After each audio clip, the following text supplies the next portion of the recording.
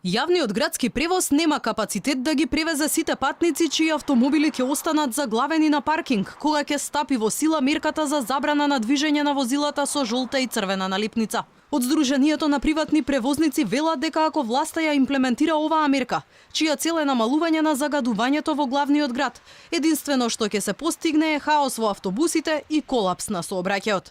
Од Слобода превоз се децидни. Јавното сообраќајно предпријатие нема соодветен возен парк да превезе стотици илјади граѓани кон нивните работни места. Особено украинските возила се пред колапс. Кинескиве некако се држат, меѓутоа тоа е се пред крај. Значи, дефинитивно со 90% на точност ви тврдам дека немат капацитет и дека ќе биде хаос.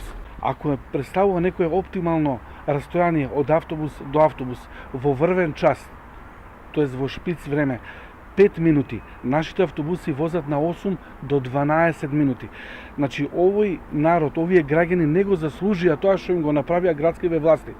Се возат буквално како сардини по 200 патника во автобус.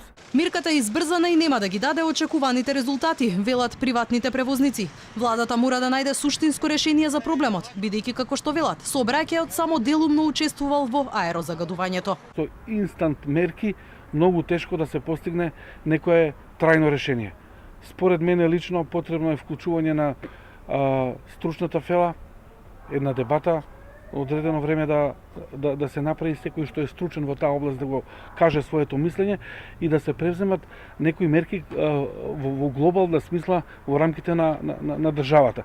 Контрамерката на Министерството за екологија се и таксистите. Тие за Алфа се пожалија дека 80% од возилата во такси превозот не ги задоволуваат еколошките стандарди, а пари за набавка на нови автомобили немале. Велат такси превозот ќе биде колатерална штета на оваа владина мерка, бидејќи и сега едва и заработуваат за да ги поднесат секојдневните трошоци. Инаку штом помине предлог законот во собрание, возачите ќе треба да почнат на сопствен трошок да ги бележат автомобилите со црвена, жолта или зелена налепница, во зависност од еколошкиот стандард на моторот. За оние кои нема да ја почитуваат мерката, ќе следат парични казни од 300 до 1000 евра.